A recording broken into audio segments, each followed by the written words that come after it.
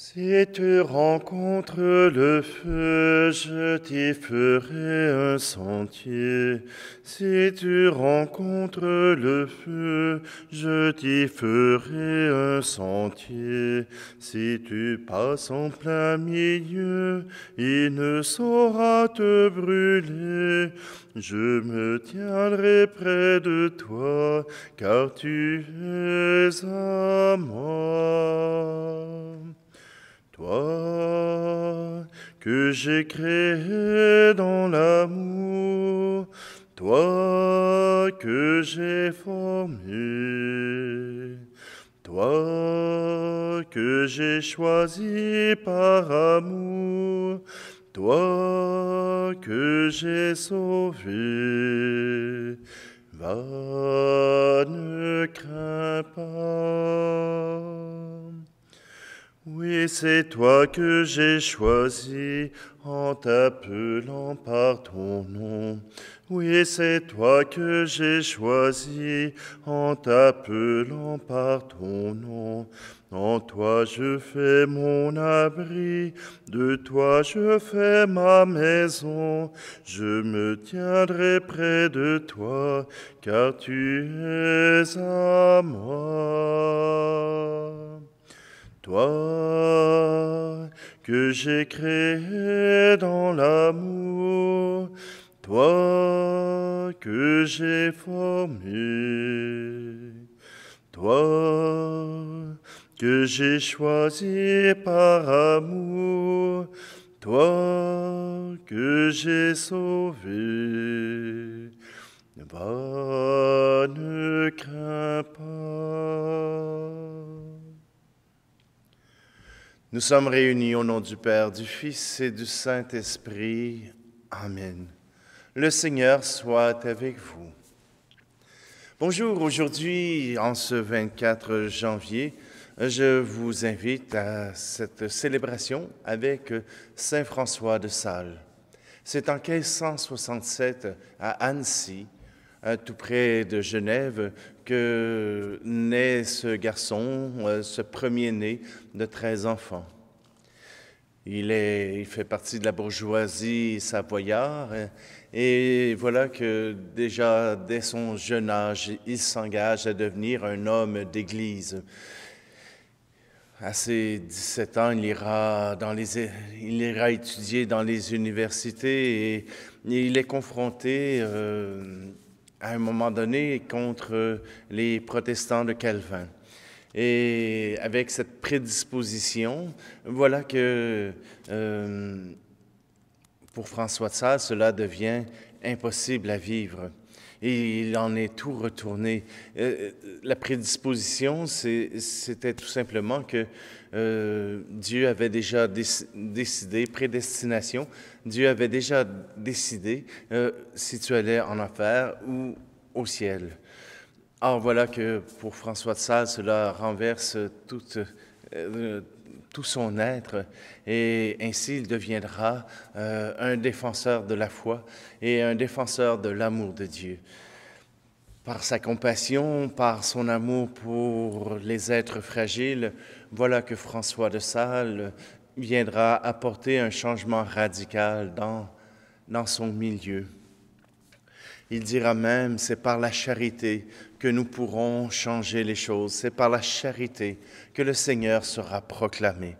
Eh bien, avec Saint François de Sales, nous sommes invités, nous aussi, à changer le monde par notre charité, par le don de nous-mêmes et surtout à nous laisser toucher par la parole de Dieu. Alors prenons un instant, tournons-nous vers notre Dieu. C'est lui qui nous amène à nous convertir, à changer nos cœurs pour qu'ils deviennent capables d'aimer comme lui le veut bien.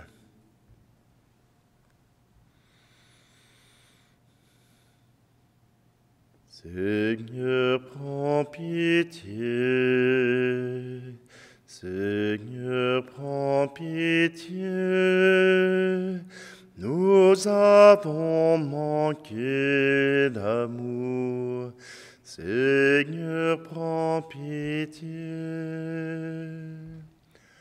Ô Christ, Christ, prends pitié.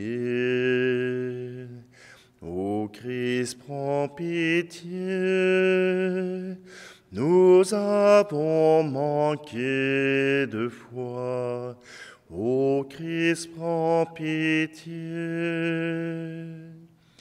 Seigneur, prends pitié. Seigneur, prends pitié. Nous avons manqué d'espoir. Seigneur, prends pitié. Que Dieu Tout-Puissant nous fasse miséricorde, qu'il nous pardonne nos péchés et nous conduise à la vie éternelle. Amen. Prions. Seigneur Dieu, pour le salut des âmes, tu as voulu que l'évêque Saint François de Sales devienne le serviteur de tous en toutes choses. Dans ta bonté, accorde-nous à son exemple de manifester toujours ta douce charité dans le service fraternel. Par Jésus-Christ, ton Fils, notre Seigneur, qui vit et règne avec toi dans l'unité du Saint-Esprit, Dieu pour les siècles des siècles. Amen. Lecture du deuxième livre de Samuel. Cette nuit-là, la parole du Seigneur fut adressée à Nathan. « Va dire à mon serviteur David, ainsi parle le Seigneur. Est-ce toi qui me bâtiras une maison pour que j'y habite? Depuis le jour où j'ai fait monter d'Égypte les fils d'Israël, et jusqu'à ce jour, je n'ai jamais habité dans une maison. J'ai été comme un voyageur sous la tente qui était ma demeure. Pendant tout le temps où j'étais comme un voyageur parmi tous les fils d'Israël, ai-je demandé à un seul des juges que j'avais institué pasteur de mon peuple Israël, pourquoi ne m'avez-vous pas bâti une maison de cèdre? Tu diras donc à mon serviteur David, ainsi parle le Seigneur de l'univers. C'est moi qui t'ai pris au pâturage, derrière le troupeau, pour que tu sois le chef de mon peuple Israël. J'ai été avec toi partout où tu es allé. J'ai abattu devant toi tous tes ennemis. Je t'ai fait un nom aussi grand que celui des plus grands de la terre. Je fixerai en ce lieu mon peuple Israël, et je l'y planterai. Il s'y établira et ne tremblera plus. Et les méchants ne viendront plus l'humilier, comme ils l'ont fait autrefois. Depuis le jour où j'ai institué des juges pour conduire mon peuple Israël. Oui, je t'ai accordé la tranquillité en te délivrant de tous tes ennemis. Le Seigneur t'annonce qu'il te fera lui-même une maison. Quand tes jours seront accomplis et que tu te reposeras auprès de tes pères, je te susciterai dans ta descendance un successeur qui naîtra de toi. Je rendrai stable sa royauté. C'est lui qui bâtira une maison pour mon nom, et je rendrai stable pour toujours son trône royal. Moi, je serai pour lui un père, et lui sera pour moi un fils. S'il fait le mal, je le corrigerai avec le bâton, à la manière humaine. Je le frapperai comme font les hommes. Mais ma fidélité ne lui sera pas retirée, comme je l'ai retirée à Saül, que j'ai écarté de devant toi. Ta maison et ta royauté subsisteront toujours devant moi. Ton trône sera stable pour toujours. Toutes ces paroles, toute cette vision, Nathan les rapporta fidèlement à David. Parole du Seigneur. Sans fin, je lui garderai mon amour. Avec mon élu, j'ai fait une alliance. J'ai juré à David, mon serviteur. J'établirai ta dynastie pour toujours. Je te bâtis un trône pour la suite des âges. Il me dira, tu es mon Père, mon Dieu, mon roc et mon salut. Et moi, j'en ferai mon fils aîné, le plus grand des rois de la terre. Sans fin, je lui garderai mon amour, mon alliance avec lui sera fidèle. Je fonderai sa dynastie pour toujours, son trône aussi durable que les cieux. Sans fin, je lui garderai mon amour. Alléluia, Alléluia, Alléluia, Alléluia, Alléluia, Alléluia. La semence est la parole de Dieu, le semeur est le Christ. Celui qui le trouve demeure pour toujours. Alléluia, Alléluia, Alléluia, Alléluia, Alléluia, Alléluia. Le Seigneur soit avec vous. Évangile de Jésus-Christ selon saint Marc. En ce temps-là, Jésus se mit de nouveau à enseigner au bord de la mer de Galilée. Une foule très nombreuse se rassembla auprès de lui, si bien qu'il monta dans une barque où il s'assit. Il était sur la mer, et toute la foule était près de la mer sur le rivage. Il leur enseignait beaucoup de choses en paraboles, et dans son enseignement, il leur disait, « Écoutez, voici que le semeur sortit pour semer. Comme il semait, du grain est tombé au bord du chemin. Les oiseaux sont venus et ils ont tout mangé. Du grain est tombé aussi sur le sol pierreux, où il n'avait pas beaucoup de terre. Il a levé aussitôt, parce que la terre était peu profonde. Et lorsque le soleil s'est levé, ce grain a brûlé, et faute de racines, il a séché. Du grain est tombé aussi dans les ronces. Les ronces ont poussé, l'ont étouffé, et il n'a pas donné de fruits. Mais d'autres grains sont tombés dans la bonne terre.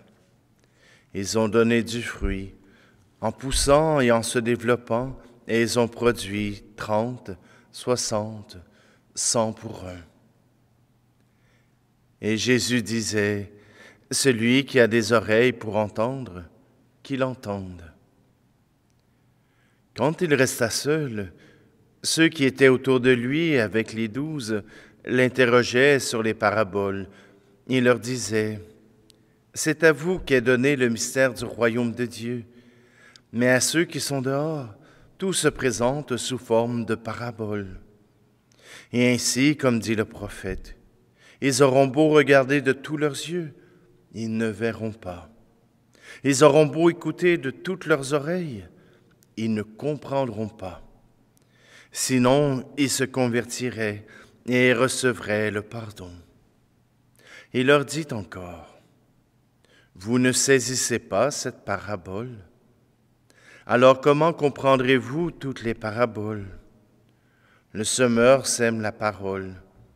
Il y a ceux qui sont au bord du chemin, où la parole est semée. Quand ils l'entendent, Satan vient aussitôt et enlève la parole semée en eux. Et de même, il y a ceux qui ont reçu la semence dans les endroits pierreux. Ceux-là, quand ils entendent la parole, ils la reçoivent aussitôt avec joie. Mais ils n'ont pas en eux de racines. Ce sont les gens d'un moment. Que vienne la détresse ou la persécution à cause de la parole, ils trébuchent aussitôt. Et il y en a d'autres qui ont reçu la semence dans les ronces. Ceux-ci entendent la parole, mais les soucis du monde, la séduction de la richesse et toutes les autres convoitises les envahissent et étouffent la parole qui ne donne pas de fruits. Et il y a ceux qui ont reçu la semence dans la bonne terre. Ceux-là entendent la parole, ils l'accueillent et ils portent du fruit, 30, 60, 100 pour un. Acclamons la parole de Dieu. Je reviens, je sais qu'il y avait beaucoup de textes aujourd'hui, mais je reviens sur l'histoire de David. David qui veut construire une maison pour Dieu. Mais Dieu a choisi de faire une maison pour David. Et pas seulement une maison, une cabane ou une maison de pierre, mais une maison, une réputation. Voilà que sa maison, sa descendance sera bâtie. Et lorsque Dieu fait la promesse à David de construire une maison, il devient presque tangible qu'il est en train de parler du Fils de Dieu, qu'il est en train de parler de Jésus, celui de sa descendance, que son royaume sera stable pour toujours. Son royaume sera stable pour toujours. Voilà que Jésus règne sur le monde.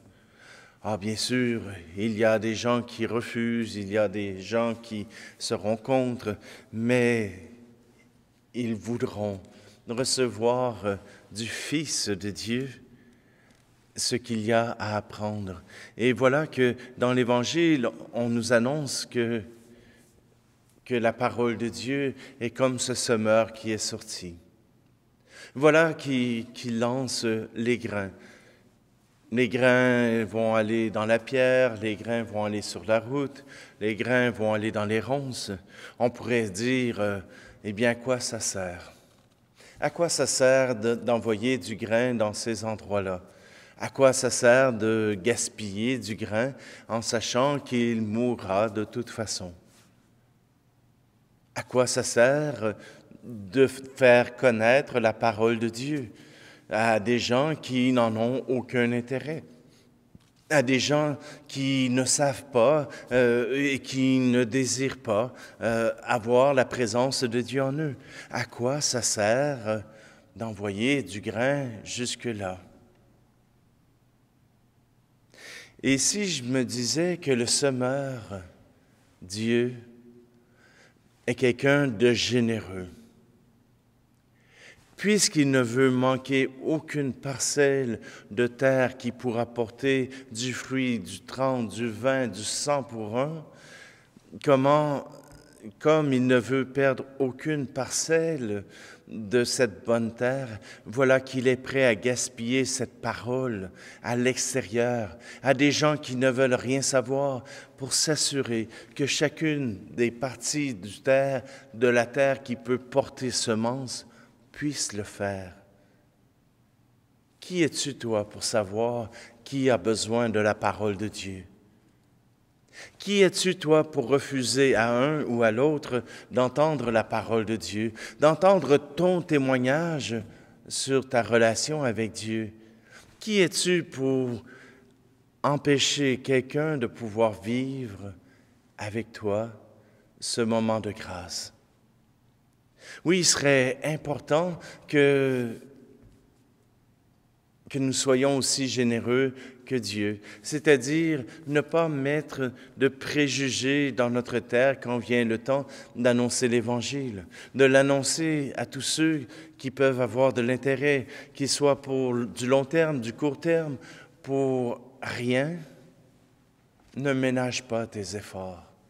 Proclame, annonce la parole de Dieu, annonce Jésus, Fils de Dieu, annonce que nous sommes enfants de Dieu, que nous sommes fils et filles de Dieu, aimés par notre Père. Oui, voilà ce que nous pouvons faire. Et puis, d'abord, peut-être que tu peux laisser la parole de Dieu entrer en ton cœur, et c'est ce que tu fais quand tu viens entendre cette parole de Dieu, quand tu viens entendre ce commentaire, quand tu viens entendre cette homélie. Tu viens laisser la parole de Dieu entrer en toi. Il ne reste qu'à pouvoir la proclamer autour de toi. Ne te limite pas dans ceux à qui tu veux proclamer la parole de Dieu. Tu pourrais t'en mordre les doigts, car tu ne sais pas qui en a besoin et tu ne sais pas à qui, toi, tu es envoyé pour rendre témoignage de la grâce de Dieu.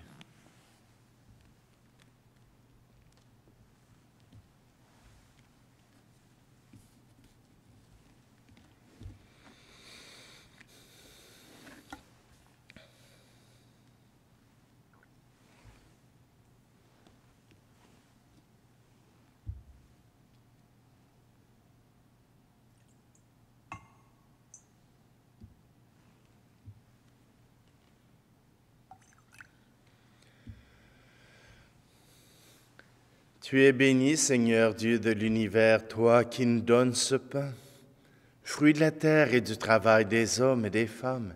Il deviendra pour nous le pain de la vie.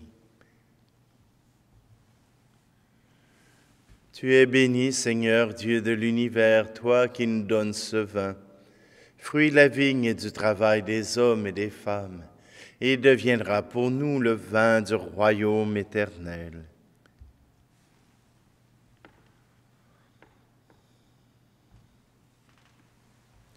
Prions ensemble au moment d'offrir le sacrifice de toute l'Église. Nous t'offrons, Seigneur, le sacrifice qui nous sauve. Par lui, embrasse-nous du feu de l'Esprit Saint, qui brûlait admirablement le cœur très doux de saint François. Par le Christ, notre Seigneur.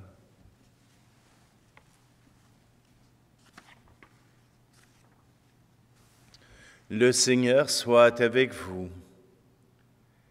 Élevons notre cœur. Rendons grâce au Seigneur notre Dieu. Vraiment, il est juste et bon, pour ta gloire et notre salut, de t'offrir notre action de grâce toujours et en tout lieu. Seigneur, Père très saint, Dieu éternel et tout-puissant, par le Christ notre Seigneur, tu donnes à ton Église de se réjouir en la fête de saint François de Sales. Par l'exemple qu'il a donné, tu nous encourages. Par son enseignement, tu nous éclaires. À sa prière, tu veilles sur nous. C'est pourquoi, avec la multitude des anges et des saints, nous chantons l'hymne de ta gloire et sans fin nous proclamons. Tu es saint, Seigneur, ô notre Père, paix aux hommes et gloire à toi. Terre et ciel sont remplis de ta gloire. Hosanna au plus haut des cieux. Hosanna au plus haut des cieux. Béni soit celui qui vient au nom du Seigneur. Hosanna au plus haut des cieux. Hosanna au plus haut des cieux.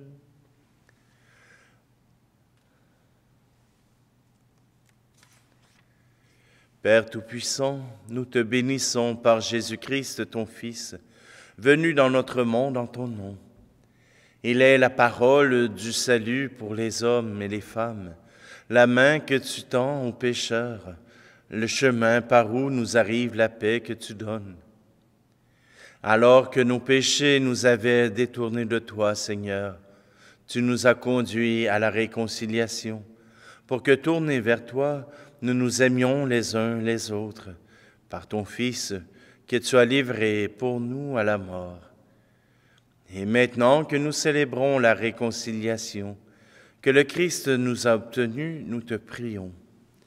Sanctifie ces offrandes en répandant sur elles ton esprit, qu'elles deviennent le corps et le sang de ton Fils, qui nous a dit de célébrer ce mystère. Au cours du repas, lui qui allait donner sa vie pour notre libération, il prit le pain dans ses mains, et te rendant grâce, il dit la bénédiction. Il rompit le pain et le donna à ses disciples en disant, « Prenez et mangez-en tous, ceci est mon corps livré pour vous. »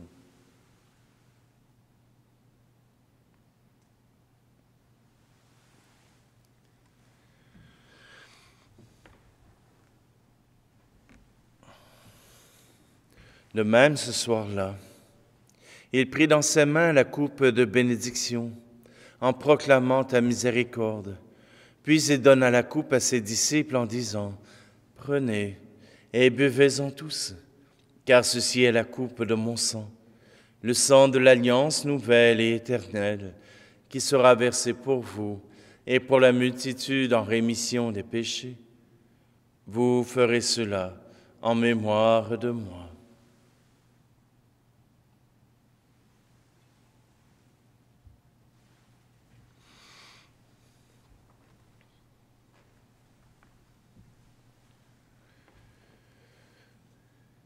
Christ est mort pour nous, Christ est ressuscité, nous t'attendons, Seigneur Jésus.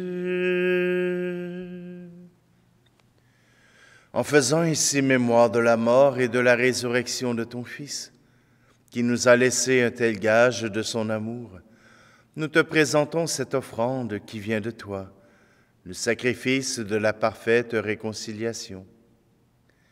Père très saint, nous t'en supplions, accueille-nous avec ton Fils, et dans ce repas qui nous sauve, accorde-nous son esprit, qu'il fasse disparaître les causes de nos divisions. Que ce même esprit fasse de ton Église le signe visible de l'unité entre les hommes et l'instrument de ta paix, qu'il nous garde en communion avec notre pape François et notre archevêque Luxire, avec l'ensemble des évêques et ton peuple tout entier. Et comme tu nous as réunis maintenant à la table de ton Fils, rassemble-nous un jour auprès de la glorieuse Vierge Marie, Mère de Dieu, avec tes bienheureux apôtres et tous les saints, avec nos frères et sœurs, avec les hommes et les femmes de toute origine et de toute langue, qui sont morts dans ton amitié. Ce jour-là, rassemble-nous au banquet de l'unité à jamais accompli, dans les cieux nouveaux et la terre nouvelle, où resplendit en plénitude la paix qui vient de toi, dans le Christ Jésus, notre Seigneur. Par lui, avec lui et en lui, à toi, Dieu le Père Tout-Puissant, dans l'unité du Saint-Esprit, tout honneur et toute gloire pour les siècles des siècles.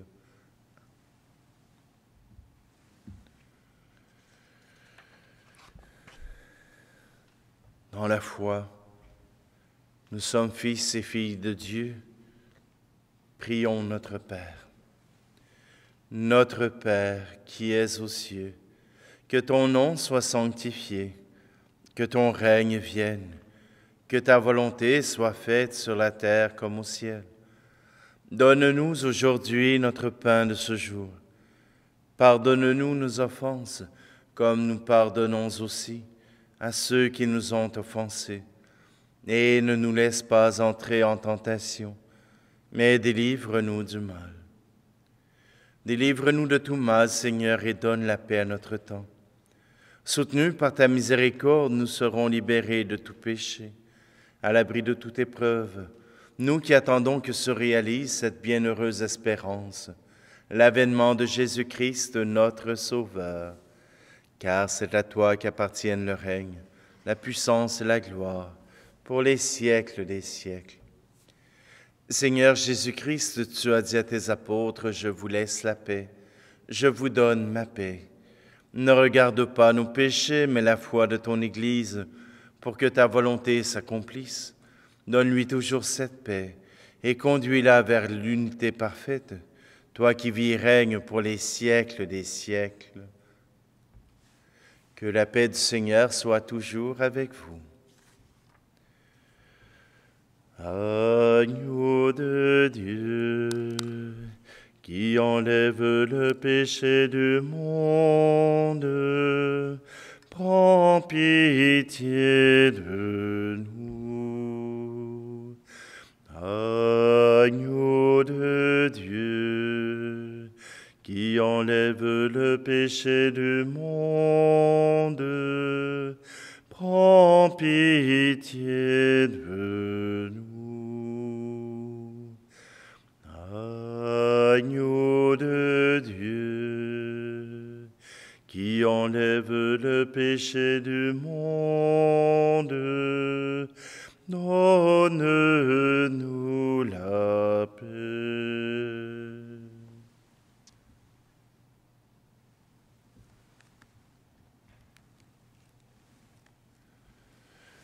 Voici l'agneau de Dieu, voici celui qui enlève le péché du monde. Heureux, heureuses les invités au repas des noces de l'agneau. Seigneur, je ne suis pas digne de te recevoir, mais dis seulement une parole et je serai guéri.